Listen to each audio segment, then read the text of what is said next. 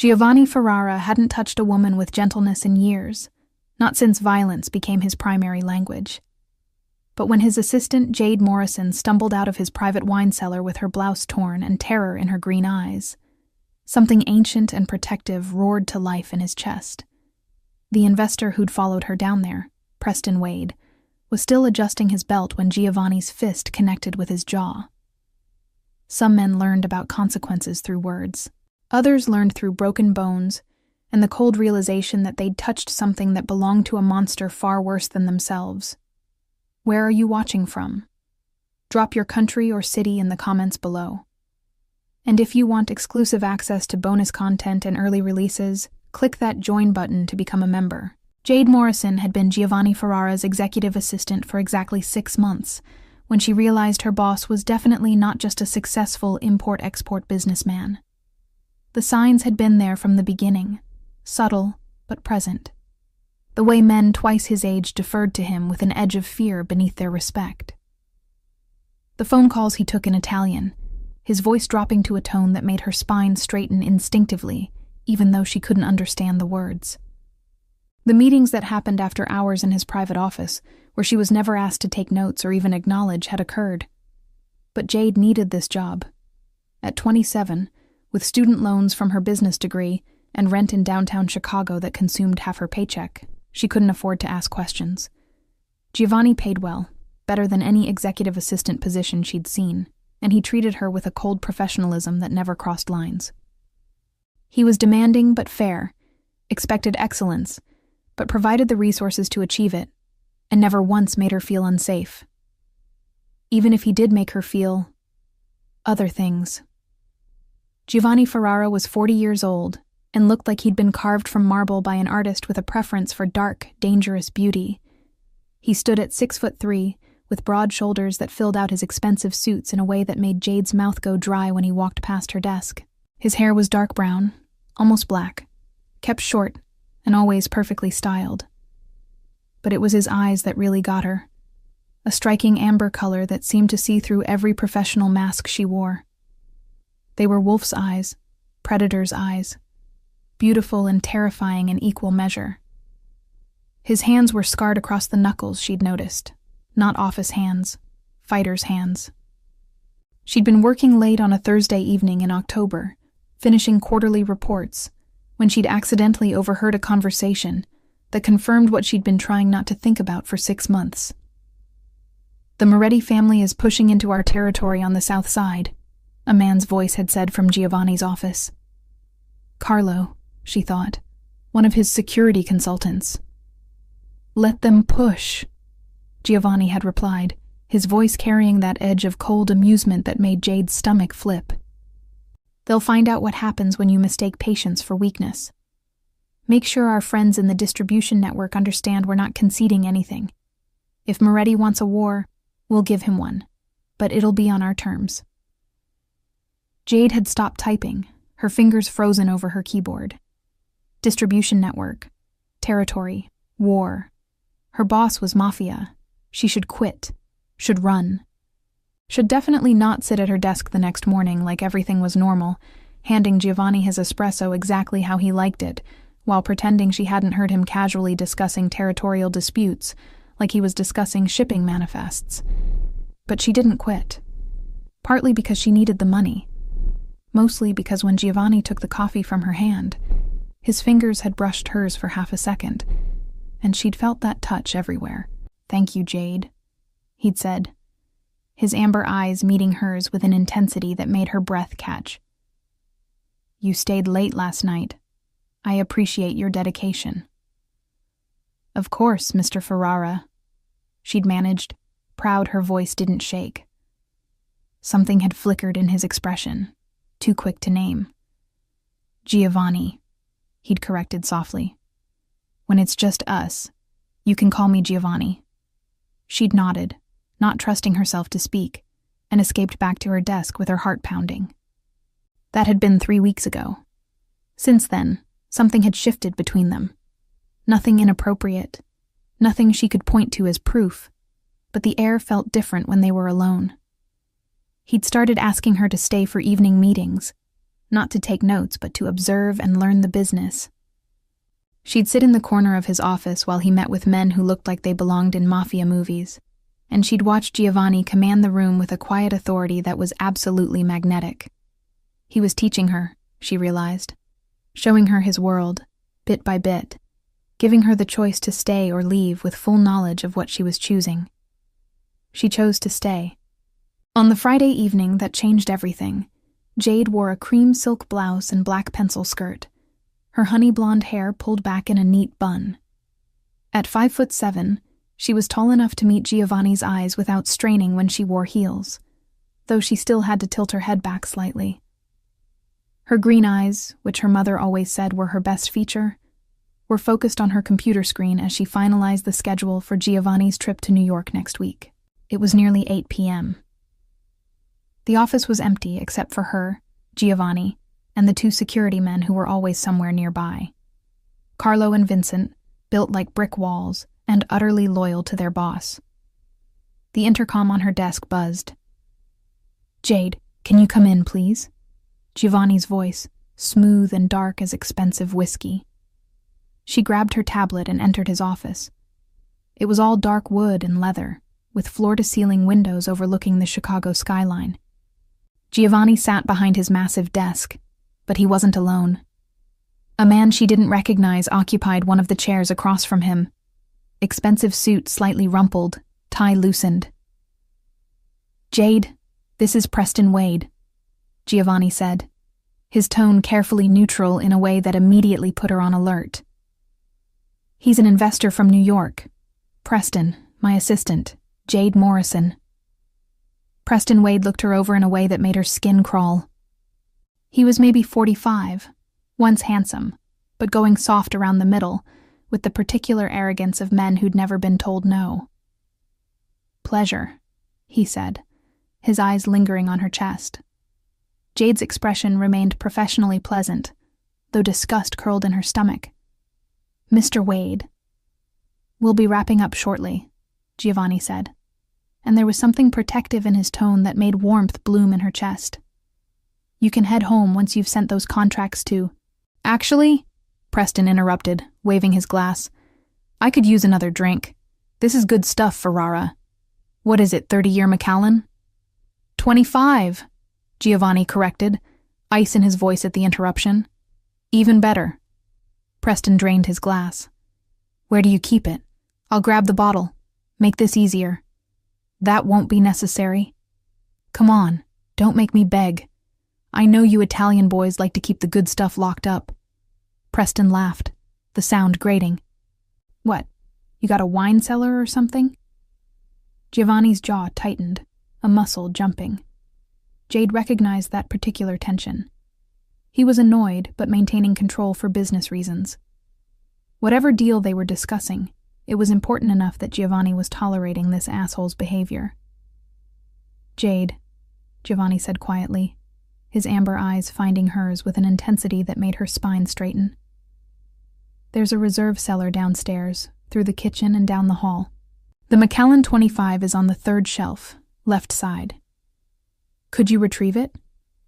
She should have questioned why he was sending her instead of calling Carlo. Should have noticed the way Giovanni's hands had tightened on his desk, or the calculating look in Preston's eyes. Should have recognized the setup. But she just nodded. "Of course." She left the office, took the elevator down to the floor that housed the executive kitchen and conference rooms. The building was quiet at this hour. Most businesses closed. Her heels clicked on the marble floor as she made her way through the kitchen to the hallway Giovanni had described. At the end was a heavy wooden door she'd never noticed before, slightly ajar. The reserve cellar was more of a small room, lined with climate-controlled shelves holding bottles that probably cost more than her car. Soft lighting illuminated labels in Italian, French, Spanish. She scanned the third shelf on the left, looking for the Macallan. Behind her, the door clicked shut. Jade spun around, heart jumping into her throat. Preston Wade stood between her and the exit, one hand on the door handle, the other loosening his tie further. "Mr. Wade," she said, forcing her voice to stay level even as alarm bells screamed in her head. I was just getting the whiskey. I know. He stepped closer. The room suddenly felt much smaller. Thought I'd help you carry it. That bottle's expensive. Wouldn't want you to drop it. I can manage, Jade said, angling toward the door. He shifted, blocking her path. Her pulse began to race. Giovanni is waiting. Ferrara can wait.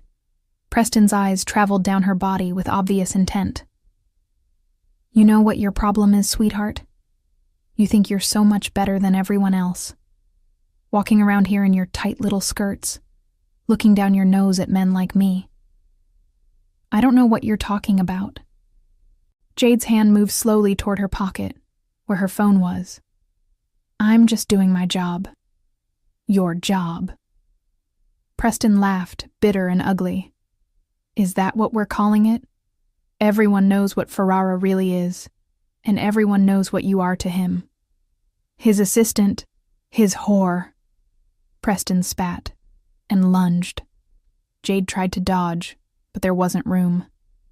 His hand caught her arm, yanking her forward hard enough to make her stumble. She opened her mouth to scream, but his other hand clamped over it, fingers digging into her cheeks painfully. Shut up, he hissed, alcohol-sour breath hot against her face. You think you're special? Think Ferrara gives a shit about you? You're nothing. Just another piece of ass in a nice blouse. He grabbed the front of her silk shirt and pulled. Hard. The fabric tore with a sound that seemed impossibly loud in the small space. Buttons scattered across the floor. Jade's scream was muffled against his palm as he shoved her back against the wine shelves, bottles rattling. Let's see what he sees in you, Preston snarled, his free hand reaching for her bra. Terror and rage exploded through Jade in equal measure. She bit down on his palm as hard as she could. Preston jerked back with a curse, and in that split second of freedom, Jade did scream. Giovanni! The sound was raw, desperate, echoing off the cellar walls. Preston's fist connected with her cheekbone, snapping her head to the side. Pain burst across her face, bright and sharp. She tasted blood. You bitch! The door exploded inward. 1 second it was closed. The next, it was hanging off its hinges, and Giovanni Ferrara stood in the doorway like an avenging angel carved from violence and fury. He took in the scene in an instant. Jade, blouse torn open, blood on her lip, pressed against the wine shelves. Preston, hand raised for another blow, turning toward the door with his face going pale. Giovanni moved. Jade had never seen anyone move that fast. One moment he was in the doorway. The next, his hand was wrapped around Preston's throat, slamming him into the wall hard enough to crack the drywall. The sound Preston made was somewhere between a wheeze and a whimper. Don't, Giovanni said softly, and his voice was the most terrifying thing Jade had ever heard. Quiet, almost gentle, absolutely murderous. Don't say a word. Don't apologize. Don't beg. You touched her. You put your hands on what's mine. Words won't save you. He pulled Preston forward and slammed him back again. Blood sprayed from Preston's nose. But before I kill you, you're going to answer one question. Who sent you? Nobody, Preston gasped, hands clawing uselessly at Giovanni's wrist. The Mafia boss's grip didn't budge. I swear, it was just me. I just wanted... Giovanni's knee came up into Preston's stomach. The investor doubled over with a choked gasp, and Giovanni let him drop to his knees. Wrong answer. Giovanni's eyes found Jade's, and something in his expression softened for just a second. Close your eyes, Bella. Don't watch this part. But Jade couldn't look away, couldn't move. She watched as Giovanni methodically, efficiently, broke Preston Wade into pieces. No anger in his movements now, just cold, calculated violence. A punch to the jaw, ribs, nose, each blow delivered with surgical precision. You come into my city, Giovanni said conversationally, each word punctuated with another hit. Into my building, And you put your hands on my assistant. Did you think I wouldn't find out? Did you think there wouldn't be consequences? Preston tried to crawl toward the door. Giovanni stepped on his hand. The crack of breaking bones made Jade flinch. I'm sorry, Preston sobbed. I'm sorry, please. Too late for sorry. Giovanni crouched down, grabbing Preston's hair and forcing him to look up. You touched her. You tore her clothes. You made her scream in fear. For that, you don't get to walk out of here. You don't get to go home. You don't get anything except what you deserve. He stood, pulled a phone from his pocket, and made a call without taking his eyes off Preston's broken form. Carlo, cellar, cleanup needed. Make it disappear. Completely. No, Preston whimpered. No, please. I have a wife, kids. Should have thought of that before you touched her, Giovanni said flatly.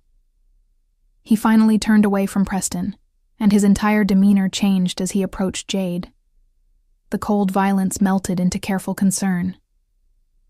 Jade, Bella, look at me. She was shaking, she realized.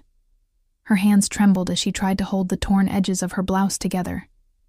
Giovanni shrugged out of his suit jacket and draped it around her shoulders with infinite gentleness, wrapping her in fabric that smelled like his cologne, bergamot and cedar, and something darker. Something inherently him. I'm sorry, he said quietly, his hands hovering near her face like he wanted to touch, but was afraid of scaring her more. I'm so sorry. I knew he was a piece of shit, but I thought I could control the situation. I should have sent Carlo with you. I should have... You saved me, Jade interrupted, her voice shaking. He was going to... She couldn't finish the sentence. Couldn't name what Preston had intended. I know. Giovanni's jaw clenched, rage flickering in his amber eyes again before he controlled it. He won't hurt anyone ever again. I promise you that. Behind them, Carlo appeared in the doorway, followed by Vincent. They took in the scene without reaction, their expressions professionally blank. Boss, Carlo said simply. Take care of it, Giovanni ordered. Now. And check the security footage. I want to know if anyone else knew about this. On it. Carlo and Vincent moved past them to where Preston was still curled on the floor, whimpering. They hauled him up without gentleness. As they dragged him toward the door, Preston's eyes met Jade's one last time, desperate and pleading. She felt nothing. No pity. No mercy. Just cold satisfaction that Giovanni Ferrara was exactly what she'd suspected him to be, and that for once in her life, being protected by a monster felt like the safest place in the world. Come, Giovanni said gently, guiding her toward the door with a hand on her lower back, careful not to touch skin. Not here. Upstairs. He led her to the elevator, shielding her body with his as they rode up to his office floor. She was vaguely aware of his security team clearing the hallway so no one would see her. Aware of the soft Italian he was murmuring under his breath, words she couldn't understand but that somehow soothed the shaking in her hands. In his office, Giovanni guided her to the leather couch and disappeared into the attached bathroom. He returned with a first aid kit and a damp towel, kneeling in front of her with careful movements. May I? He asked, gesturing to her face where Preston had hit her. Jade nodded. She couldn't seem to find words. Giovanni cleaned the blood from her split lip with gentle dabs of the towel, his amber eyes focused with fierce concentration on not hurting her. Up close, she could see the faint scars on his face that makeup or lighting usually hid. A thin line through his eyebrow, another along his jaw. Evidence of a life lived in violence, yet his hands on her face were impossibly tender. There's going to be bruising, he said quietly. Your cheekbone and around your mouth. Ice will help with the swelling. His hands trembled slightly as he applied a butterfly bandage to her split lip. I should have protected you better. You did protect me, Jade said, finding her voice. You came. Not soon enough. His eyes met hers, and she saw guilt there, and rage, and something else. Something that made her breath catch. When I heard you scream my name. He stopped, jaw clenching. I've killed men for less than what he did to you. I'll kill anyone who tries to hurt you. It should have scared her. This confession, this promise of violence delivered in his quiet, certain voice. Instead, warmth spread through her chest. I know who you are, Jade said. What you are. I've known for a while. Giovanni went still. And you stayed.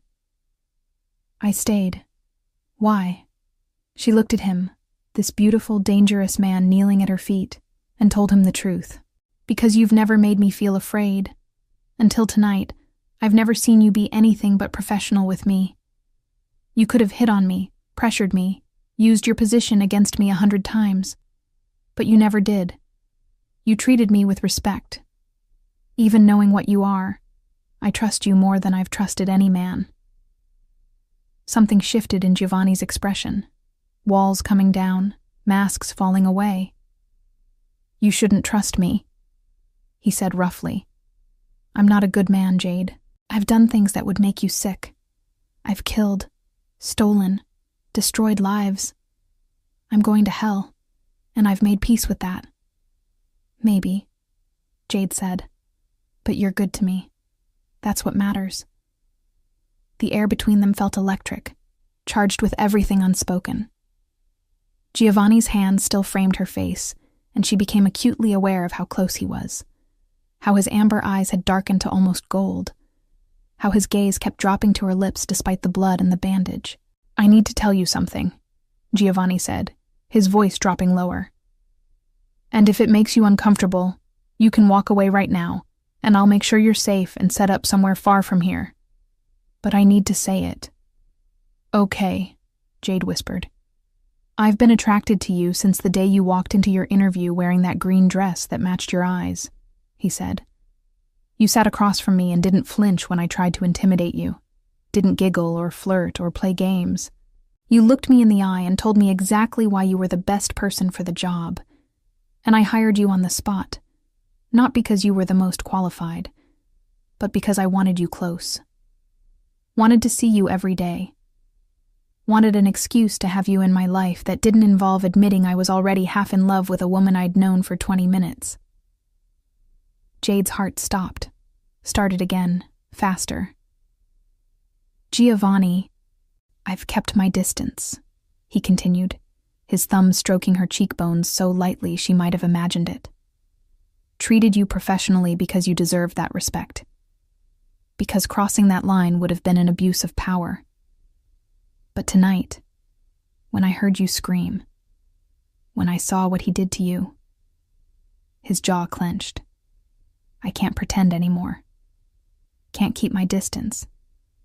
You're mine, Jade. You've been mine since the moment you walked through my door.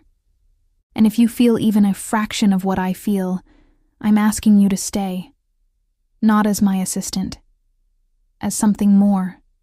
Something real. She should say no.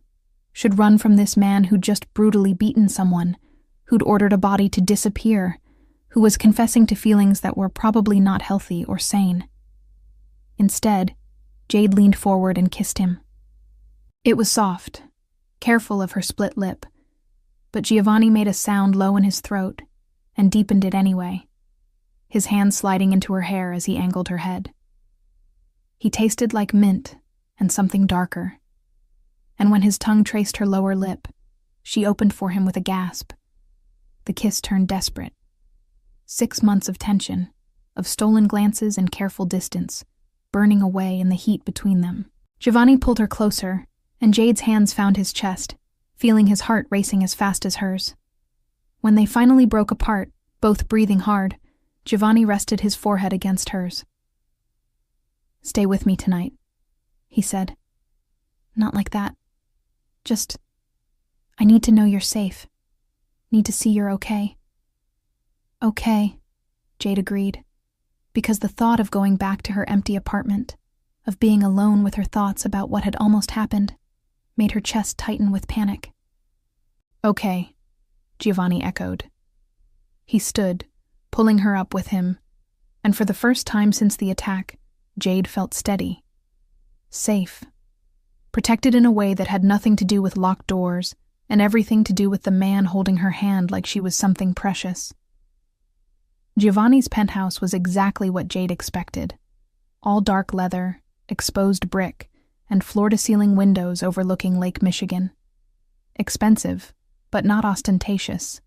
Comfortable in a masculine way that suited him perfectly. What she didn't expect was how gentle he'd be. He'd driven them himself, no driver, speaking quietly about nothing important while keeping one hand on her knee the entire ride. In his home, he'd led her to the guest room and provided her with one of his shirts to sleep in, soft cotton that swallowed her frame and smelled like him. "Bathroom is through there," he'd said, pointing. "Anything you need, take it. I'm right across the hall if you need me. For anything, even just company." Jade had showered, washing away the smell of Preston's cologne and the feeling of his hands on her skin. She'd stared at herself in the mirror, at the bruising already blooming purple across her cheekbone, the split in her lower lip. Evidence of violence, evidence of survival, evidence that Giovanni Ferrara had killed for her. She should be horrified. Instead, she felt claimed. Sleep didn't come. Around 2 a.m., Jade gave up and padded out of the guest room. The penthouse was dark, except for soft lighting from the kitchen. She found Giovanni there, standing at the counter in black lounge pants and a white t-shirt that stretched across his broad shoulders, staring into a glass of whiskey he hadn't drunk. "Can't sleep?" he asked without turning around. "Keep seeing his face," Jade admitted. "And then I see yours, and I don't know which one scares me more." Giovanni turned then, amber eyes finding hers in the dim light. "I scare you?" "You killed him." It wasn't a question. "Yes." Without hesitation. "Yes. And you'd do it again." In a heartbeat. Giovanni set down his glass and moved toward her slowly, giving her time to back away if she wanted. She didn't. "Jade, you need to understand something about my world. There are rules, codes. You don't touch what belongs to another man in my position. It's not just disrespect, it's a declaration of war." Preston knew that. He came here specifically to test me, to see if I'd protect you, to see what you mean to me. And now he knows. Now everyone who matters knows. "What do I mean to you?" Jade asked, though part of her already knew the answer. "Everything," Giovanni said simply. "You mean everything." The air between them felt thick with possibility. Jade stepped closer, closing the distance, and placed her hand on Giovanni's chest. His heart thundered under her palm. "I should be afraid of you," she said. "You should," he agreed. "I'm not." "I know. That's what scares me." Jade looked up at him. This beautiful, dangerous man who'd confessed to loving her, who'd killed for her, who was looking at her now like she held his entire world in her hands. "Take me to bed," she said. Giovanni's eyes darkened. "Jade." "Not to sleep, not to talk." She reached up, cupping his scarred jaw. "Take me to bed and show me I'm alive. Show me I'm safe. Show me I'm yours." For a moment she thought he'd refuse. Thought he'd be the gentleman and send her back to the guest room with some noble speech about her being vulnerable, about waiting, about doing things right. Instead, Giovanni swept her up into his arms and carried her to his bedroom. What happened there was desperate and tender in equal measure. Giovanni undressing her like unwrapping something sacred, his hands reverent on her skin, his mouth following the path of his fingers, learning every curve, every sensitive spot. When he finally pushed inside her, Jade gasped at the stretch, at the fullness, at the way he filled spaces she hadn't known were empty. They moved together in the darkness, and it felt like claiming, like healing, like two damaged people finding something whole in each other. After, lying tangled in his sheets with his arm around her waist and his face buried in her hair, Giovanni spoke into the quiet. "I meant what I said earlier. You're mine now. That means you're under my protection. No one touches you, no one threatens you, no one looks at you wrong without answering to me." "Possessive," Jade murmured, but there was no heat in it. "Yes." He pressed a kiss to her bare shoulder. "I am. In my world, that's what love looks like. Territorial, protective, absolute. If that's too much for you—" "It's not," Jade interrupted. She turned in his arms to face him, studying his face in the moonlight streaming through the windows. "I've spent my whole life being invisible, being overlooked, being the girl who was smart but not beautiful, capable but not special. You make me feel seen. You make me feel important. You make me feel—" "Loved," Giovanni finished. "Because you are. Christ, Jade, you're so loved it terrifies me." She kissed him then, soft and slow, tasting the promise on his lips. "Stay," he said against her mouth. "Move in here. Let me take care of you." "That's fast," Jade said, but her heart was already saying yes. "I'm 40 years old and I've never felt like this," Giovanni said. "I'm not wasting time. Stay. Be with me. Let me love you the way you deserve." "Okay," Jade whispered. "Yes." Giovanni pulled her closer, and Jade fell asleep feeling safer than she ever had, wrapped in the arms of the most dangerous man in Chicago. The next 3 months were a crash course in Giovanni Ferrara's real world. Jade learned that Adriatic Trade Corporation was legitimate, actually. The import-export business was successful and clean. But it was also a front for Giovanni's real empire. Smuggling, gambling, protection rackets across the South Side. He controlled territory the way a CEO controlled market share, with strategy and ruthlessness in equal measure. She learned that made man meant officially inducted into the family structure, that capo was captain in the hierarchy, that civilians meant people outside the criminal world. Giovanni explained everything with patient detail, never making her feel stupid for asking questions. She learned that his family, the Ferraras, had been in Chicago for 3 generations. His grandfather had come from Sicily in the 50s, built the empire from nothing. His father had expanded it, made it sophisticated. Giovanni had taken over 10 years ago when his father died, and under his leadership, the Ferrara family had become the most powerful organization in the city. She learned all of this while also learning intimate details like how he took his coffee, espresso, no sugar, how he slept, on his back with one arm thrown over his head, how he made love, intense, focused, like she was the only thing in the world that mattered. Moving into the penthouse had been easy. Most of her stuff fit in 3 boxes anyway. Giovanni had cleared out half his massive closet for her clothes, renovated one of his spare rooms into a home office for her, and somehow managed to keep his distance during work hours, even though they were sleeping in the same bed every night. At Adriatic Trade Corporation, she was still his assistant. Professional, efficient, maintaining appropriate boundaries. After 5 p.m., she was his woman, and everyone in his world knew it. "You're sure about this?" Her best friend Maya had asked over drinks one evening, 2 months into Jade's new life. "You're dating a literal mafia boss, Jade. This is insane." "I know," Jade had said, and couldn't quite hide her smile. "It's the best decision I've ever made." Because it was. Giovanni was attentive without being smothering, protective without being controlling. He included her in his world, but never forced her participation in the darker aspects. When he had business that involved violence, he made sure she was elsewhere, kept her hands clean while keeping her informed. And the romance.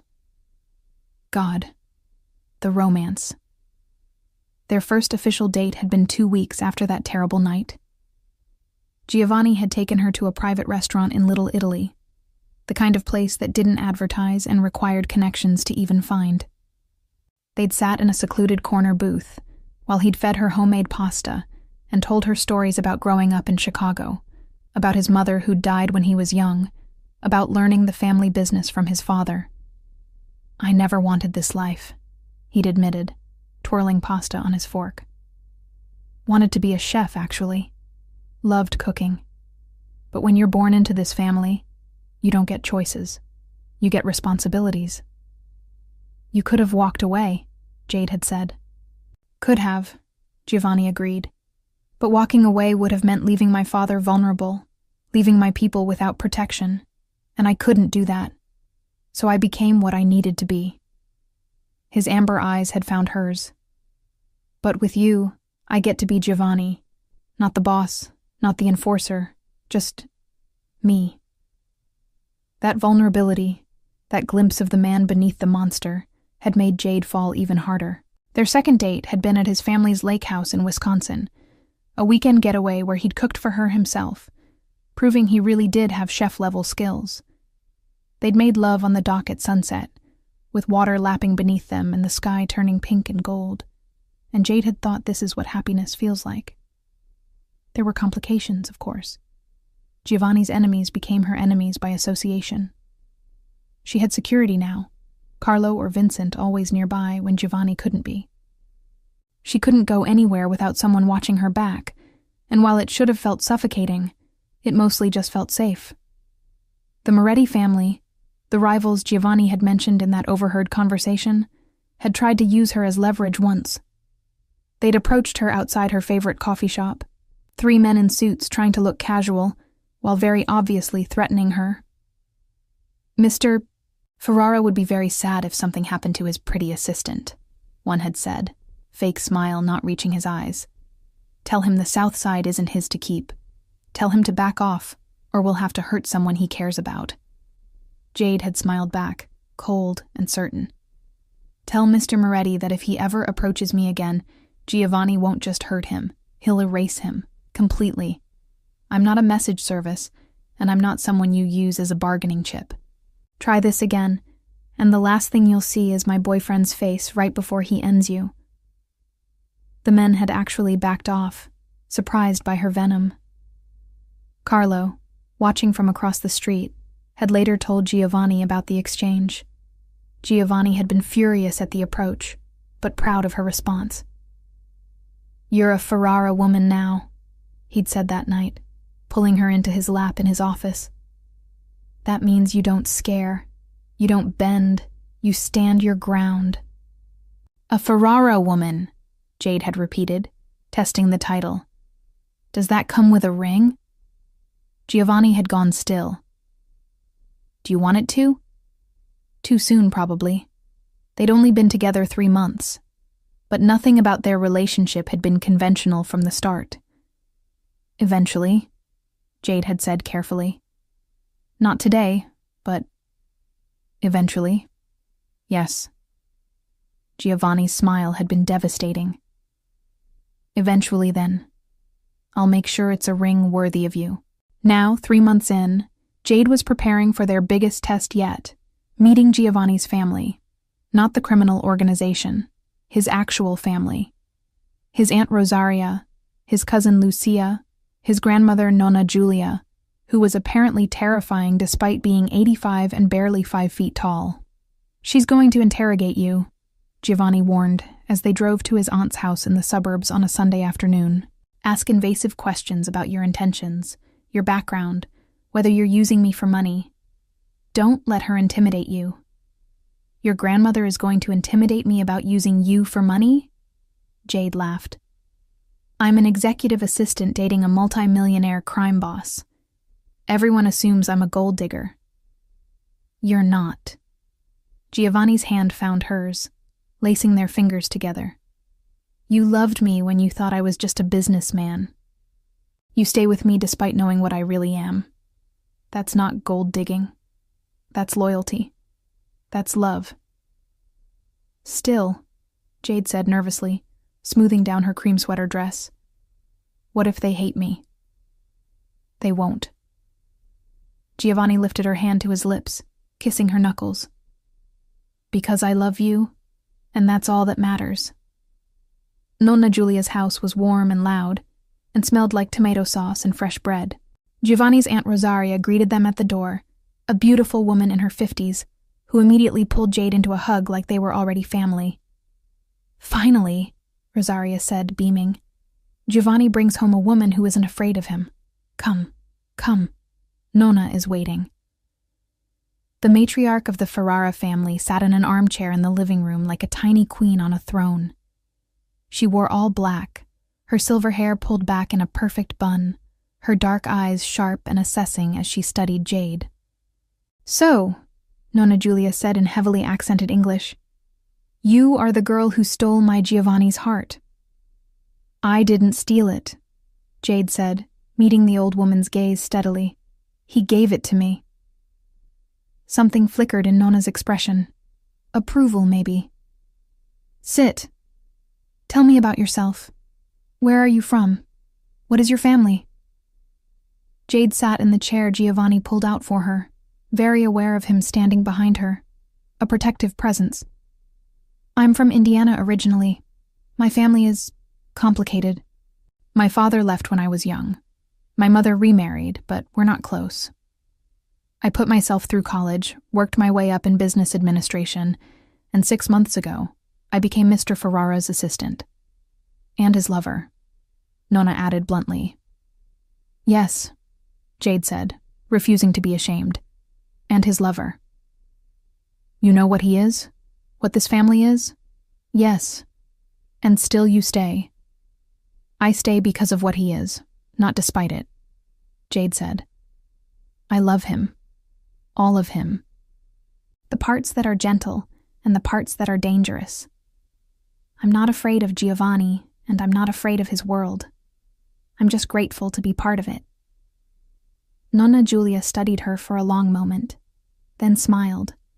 A real smile, warm and genuine. Good. You have spine. My Giovanni needs woman with spine. She switched to rapid Italian, speaking to Giovanni, and whatever she said made him smile and relax. She approves, he murmured in Jade's ear. Which means you're officially family now. Dinner was chaos in the best way. Giovanni's cousin Lucia, a lawyer who worked on the legitimate side of family business, grilled Jade about her education and career plans. Aunt Rosaria told embarrassing stories about Giovanni as a child. Nonna Giulia fed everyone like she was personally offended if anyone's plate was empty for more than 30 seconds.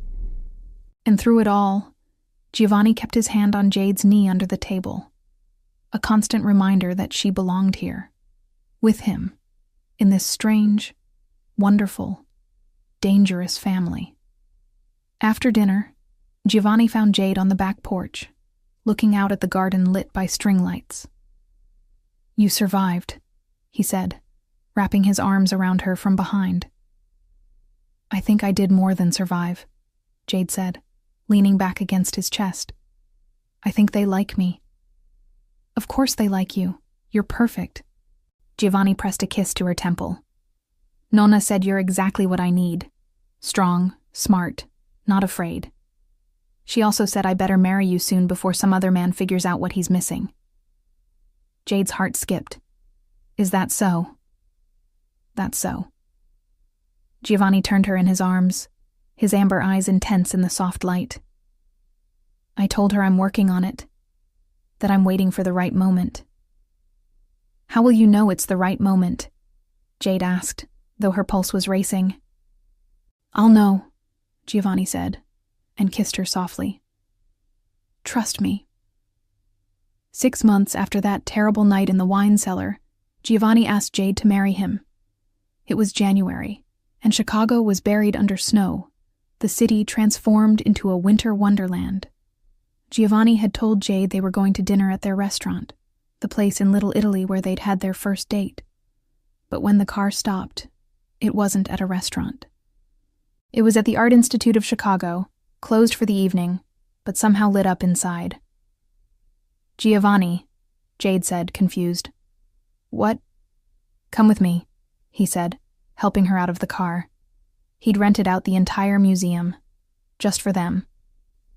They walked through empty galleries hand in hand, their footsteps echoing on marble floors, surrounded by priceless art and perfect silence. In the gallery of Renaissance paintings, Giovanni stopped in front of a piece depicting a knight and a lady, the knight kneeling while the lady touched his face with obvious tenderness. "My father brought me here once," Giovanni said quietly, staring at the painting. "I was maybe 8 years old. He pointed to this painting and told me that's what real love looks like. Not conquering, not possessing, kneeling. Offering yourself completely and trusting someone not to destroy you with that power." He turned to face Jade, and she saw it then. The vulnerability in his eyes, the fear mixed with hope. "I've spent my whole life being the one people kneel to," Giovanni continued. "The one people fear, the one with all the power. And then you walked into my life and turned everything upside down. You saw the worst parts of me and didn't run. You stood beside me when you could have walked away. You loved me when you had every reason not to." He lowered himself to one knee, pulling out a small velvet box. Jade's breath caught.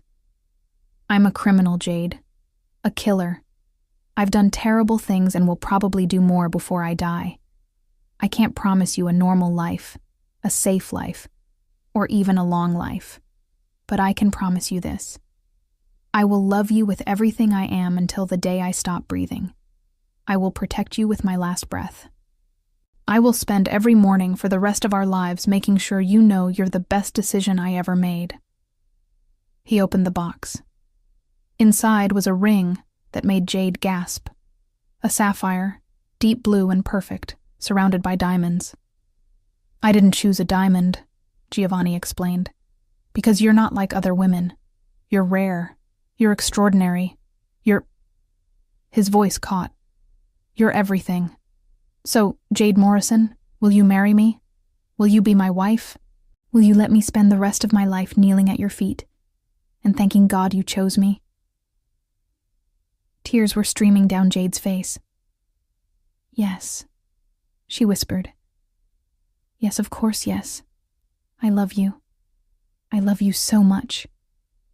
Giovanni slipped the ring on her finger, and then he was standing, pulling her into his arms, kissing her with desperate relief and joy and promise. "You're sure?" he murmured against her lips. "Because once you're mine officially, I'm never letting you go. Never." "I'm sure," Jade said. "I've been sure since that night when you broke down a door for me. I'm yours, Giovanni. I've always been yours." They were married 2 months later in a private ceremony at his family's lake house, with snow falling outside and Nonna Giulia crying happy tears in the front row. Jade wore a simple white dress, Giovanni wore a black suit, and when the officiant pronounced them husband and wife, Giovanni kissed her like he was trying to pour all his love into that single moment. "Mrs. Ferrara," he whispered against her lips. "Mr. Ferrara," she whispered back. The reception was small, intimate, just family and Giovanni's closest men. Carlo gave a toast about how he'd never seen the boss smile before Jade came along. Vincent admitted he'd bet money they'd be married within a year, and he'd won. Nonna Giulia pulled Jade aside and told her she was the best thing to happen to the family in generations. And later that night, in their room at the lake house with moonlight streaming through the windows and the sound of waves against the dock, Giovanni made love to his wife with a reverence that made her cry. "I never thought I'd have this," he said afterward, holding her close. "Never thought I deserved it. You, this life, this happiness. You gave me something I didn't know I was missing."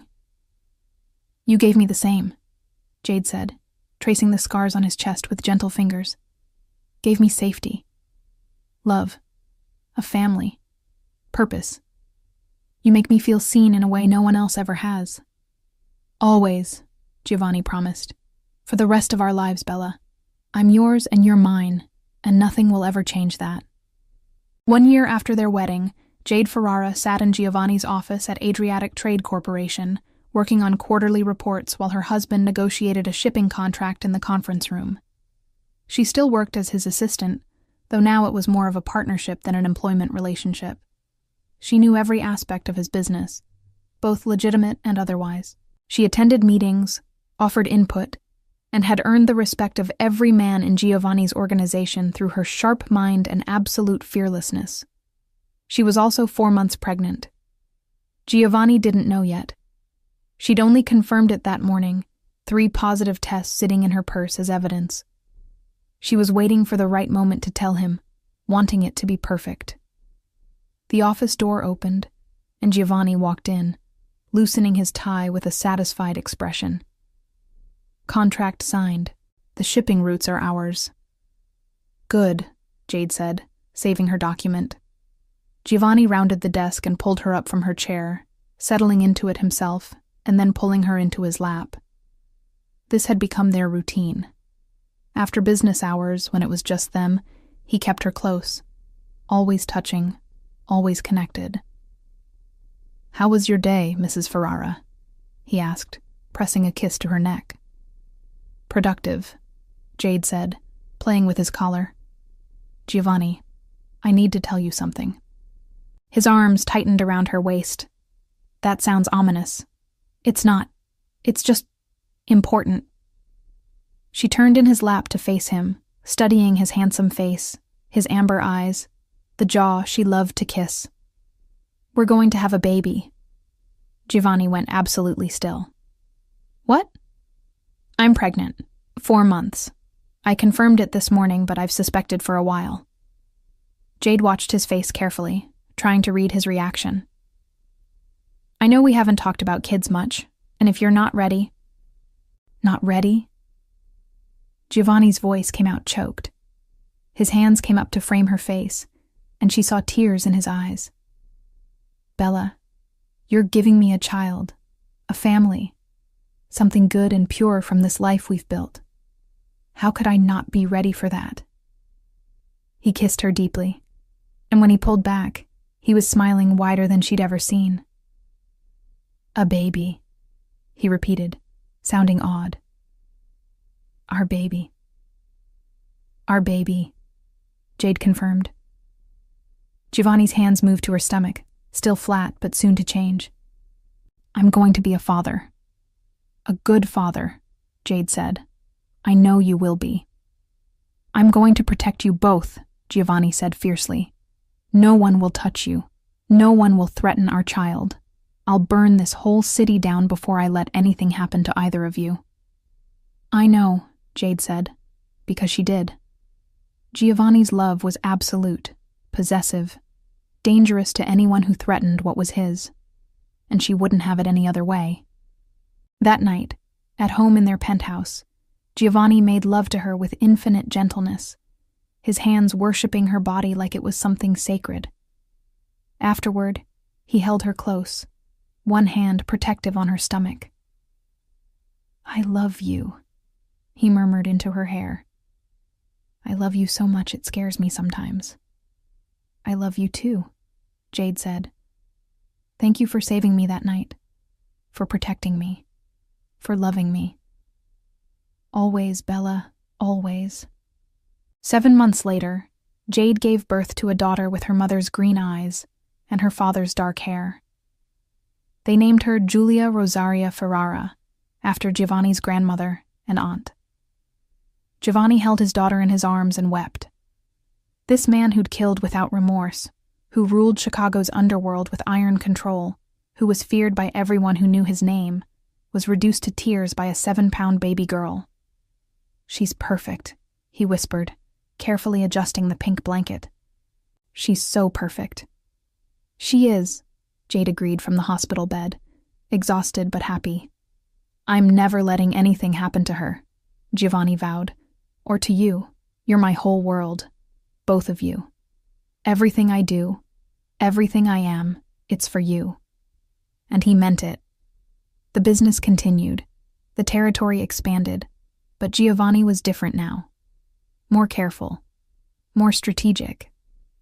More focused on building something that would last. Something his daughter could be proud of even if she never understood the full extent of what her father did. Little Giulia grew up loved and protected, with a father who taught her Italian and how to throw a punch, and a mother who taught her to be strong and compassionate. She grew up surrounded by uncles like Carlo and Vincent who would die for her, and a nonna who spoiled her rotten. And on quiet evenings, Giovanni and Jade would sit on their balcony overlooking Lake Michigan, watching the sunset while their daughter played nearby, and they would remember that terrible night that brought them together. "Best decision I ever made," Giovanni would say, pulling Jade close. "What decision?" she'd ask, though she knew the answer. "Asking who touched you," he'd reply. "Breaking down that door, choosing you, loving you." "Best decision I ever made was staying," Jade would say, "loving you back, building this life with you." And it was true. From violence and terror, they'd built something beautiful, something lasting, something worth protecting with everything they had. Because love, real love, wasn't always gentle. Sometimes it was fierce, possessive, dangerous to anyone who threatened it. Sometimes love wore a suit and answered violence with violence. Sometimes love broke down doors. And sometimes love looked like a mafia boss, kneeling before the woman who owned his heart, offering everything he was and asking only for the chance to love her for the rest of his life. Have you ever loved someone who saved you? Have you ever been protected by someone who would burn the world down for you? Where are you watching from? Drop your country or city in the comments below. If you enjoyed this story of protection, power, and unexpected love, subscribe to our channel for more dark romance tales. Hit that notification bell so you never miss a new story. And if you want exclusive bonus content, extended scenes, and early access, click that join button to become a channel member. Your support helps us create more stories like this. Thank you for being part of our community.